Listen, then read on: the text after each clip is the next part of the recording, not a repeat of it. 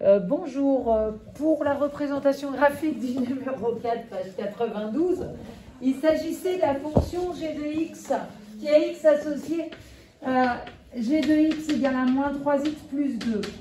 On a calculé les images et les antécédents de certaines valeurs, j'en ai récupéré 4, dont nous avions les images, je les ai mis dans un tableau de valeurs.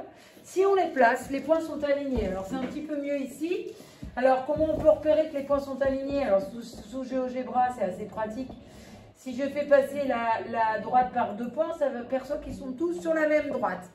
Donc, déjà, ce type de représentation-là, est-ce que j'avais besoin de 4 points pour la représenter?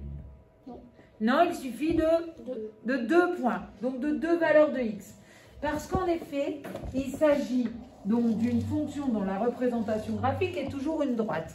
Et elle s'appelle une fonction affine. Donc on reviendra dans le cours la semaine prochaine là-dessus. Une fonction affine, elle est écrite toujours sous la forme ax plus b, avec un a qui est ici le moins 3 et mon b qui est le 2. Alors j'ai fait une autre vidéo de ce genre, mais bon, le a c'est la pente de ma droite. Et le B, le 2, c'est l'ordonnée à l'origine. Si x est égal à 0, g de 0 vaut 2. Donc, le B de la fonction affine, c'est toujours l'ordonnée du point d'intersection avec l'axe des ordonnées. Et le A qui est là, c'est toujours la pente. Alors, comment on la regarde, la pente? Eh bien, quand j'avance de 1, on verra mieux ici. Si j'avance, je pars du point B qui est sur la droite.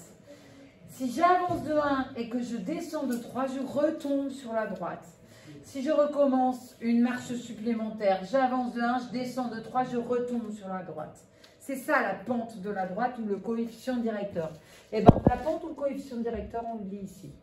Voilà, donc on peut repérer avec GeoGebra qu'il s'agit bien de la fonction affine g de x égale à moins 13x plus 2. Vous n'avez qu'à taper donc l'expression de la fonction et il vous tracera exactement la même droite. On va faire l'exercice numéro 5. Dans le numéro 5, on parle d'une fonction affine, mais qui est plus qu'affine, elle est linéaire. C'est-à-dire que